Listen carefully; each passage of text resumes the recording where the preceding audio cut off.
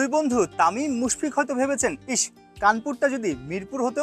শেরি বাংলা অর্থাৎ মিরপুরের স্টেডিয়ামে অনেক বৃষ্টি হওয়ার পর যতই বৃষ্টি হোক 40 মিনিট থেকে 1 ঘন্টার মধ্যেই কিন্তু খেলার উপযোগী হয়ে যায় আউটফিল্ড কিংবা 22 গজ। গামিনিয়ান কোংরা কিন্তু দারুণ কাজ করে এবং প্রশংসিত সারা ওয়ার্ল্ডে এই আউটফিল্ডটা তৈরি করার জন্য। অথচ কানপুরের গ্রাউন্ডসম্যানরা এত সময় পাওয়ার পর সারাদিন বৃষ্টি হয়নি, কিন্তু রোদ ঝলমলে আলো সবকিছু মিলিয়ে খেলা কিন্তু মাঠে গড়ালো না নাহিয়ান। তামিম এবং মুশফিকের কথা বলছিলেন রূপক। তামিম কমেন্ট্রি বক্সে বসে হাঁসফাঁস করছিলেন আর মুশফিকুর রহিম ড্রেসিং রুমে বসে হাঁসফাঁস করছিলেন। দুজনই ছুটে এসেছেন উইকেটে, দেখেছেন উইকেটটা।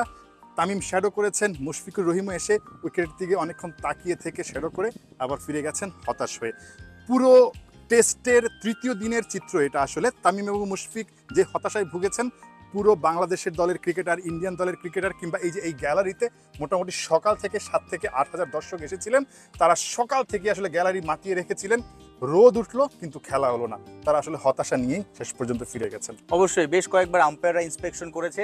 আমরা দেখেছি নানা জায়গা, অর্থাৎ স্লিপ কর্ডন, তারপর পেসাররা যেখানে রান আপ শুরু করে কিংবা বাউন্ডারি লাইনে তো নানা জায়গায় ওয়েট আউটফিল্ড অর্থাৎ ভেজা অবস্থা রয়েছে। এখানে ড্রেনেজ সিস্টেমটা খুবই বাজে, যেটা আসলে ভারতীয় সাংবাদিকরা আমাদের বলছে। এখানে টেস্ট ম্যাচ হওয়াটাই যেন একটা অদ্ভুত সিদ্ধান্ত বিসিসিআই, যেটাও আসলে ভারতীয়রাও অবাক হয়েছে যে এখানে তো টেস্ট ম্যাচ সচরাচর হয় না। এখানে যারা সাংবাদিক এসেছেন ভারতের বিভিন্ন জায়গা থেকে, বিভিন্ন শহর থেকে, তারাও অবাক হয়েছেন। আমরা তো অবাক হয়েছি। একটা ভেন্যুতে সারাদিন বৃষ্টি হলো না সকাল থেকে, তারপরেও আসলে খেলা মাঠে গড়ালো না। এর চাইতে হতাশার আর কোনো কিছু নেই। এখানকার যারা দর্শক এসেছেন তারা হতাশ হয়েছেন। তাদের আসলে হতাশ হয়ে কোনো লাভ নেই, কারণ তাদের কপালটাই খারাপ। কারণ তাদের এই ভেন্যুটা হচ্ছে বিশ্বের সবচাইতে বাজে ভেন্যুগুলোর একটা।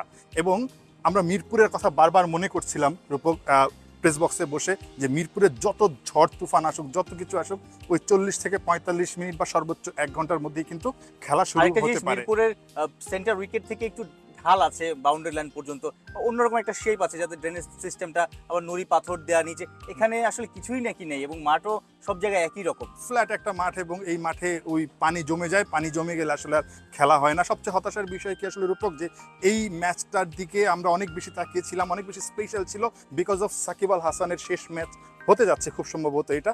সাকিবকে বোলিং করতে দেখবো না, সাকিবকে ব্যাটিং করতে দেখবো না আসলে তার শেষ টেস্টে। এটার থেকে দুঃখজনক তো আসলে আর কোনো কিছু হতে পারে না। যারা বাংলাদেশে বসে খেলা দেখছেন টিভি স্ক্রিনের সামনে, তারা যেমন হতাশ, আমরাও হতাশ। একই সঙ্গে ইন্ডিয়ার যারা দর্শক আছেন তারাও হতাশ। ইন্ডিয়ার যারা সাংবাদিক আসলে প্রেস বক্সে বসে লিখছেন তারাও হতাশ। মুশফিক এবং মুমিনুল 2 দিন ধরে কিন্তু আনবিটেন। মুমিনুলের কথা বলতে হয়, 40 রানে আনবিটেন, একটা মাইলস্টোনের খুব কাছে। রবিবারও ব্যাটিং করতে পারলেন না। রবিবার কিন্তু মুমিনুল হকের জন্মদিন। সেই জন্মদিনের দিন, বিশেষ দিনে নিশ্চয়ই মাইলস্টোনে যাওয়ার একটা স্বপ্ন ছিল, নিশ্চয়ই তাড়না ছিল, কিন্তু বাজে আউটফিল্ড, বৃষ্টি নেই কিন্তু বাজে আউটফিল্ড কিন্তু সেই স্বপ্নটাও আসলে ধূলিসাৎ করে দিল। জন্মদিনের দিন এভাবে হতাশায় কাটাবেন আসলে সেটা তিনি বুঝেননি। সকালেও আসলে টিম হোটেলে তারা কেক কেটেছেন সবাই মিলে, মুমিনুলের জন্মদিনটা উদযাপন করেছেন। মুশফিকুর রহিম যে ধরনের পরিশ্রমী ক্রিকেটার, তিনি এভাবে আসলে একটা টেস্ট ম্যাচের মাঝখানে এতক্ষণ ধরে নট আউট থাকাটা তিনিও মনে হয় পছন্দ করবেন না আসলে, বিকজ তিনি আসলে খুব পরিশ্রমী, প্র্যাকটিস করতে পছন্দ করেন, ব্যাটিং করতে পছন্দ করেন। ইনডোর নেই, যাতে ইনডোর থাকলে অ্যাটলিস্ট ক্রিকেটাররা বৃষ্টিতে খেলা হচ্ছে না, ইনডোরে প্র্যাকটিস করতে পারে, সেই ব্যবস্থাও নেই আসলে। কিছুই করতে পারছেন না, একেবারেই বেকার কাটছে। ওয়েদার আপডেট যেটা বলছে যে সোম মঙ্গল অর্থাৎ টেস্টের শেষের 2 দিনও বৃষ্টি হতে পারে, মেঘলা আকাশ থাকবে এবং যদি একটু বৃষ্টিও হয়, এই যে আউটফিল্ডের যে অবস্থা এবং এখানে যে ড্রেনেজ সিস্টেমের যে অবস্থা, পানি নামে না, ওয়েট আউটফিল্ড থাকে, ভেজা থাকে, সেই জায়গাটাতে বলা যাচ্ছে পরের 2 দিনও খুব বেশি যে খেলা হতে পারে সেই সম্ভাবনাও খুব ক্ষীণ। সাইফুল রূপক, 71, কানপুর, ভারত।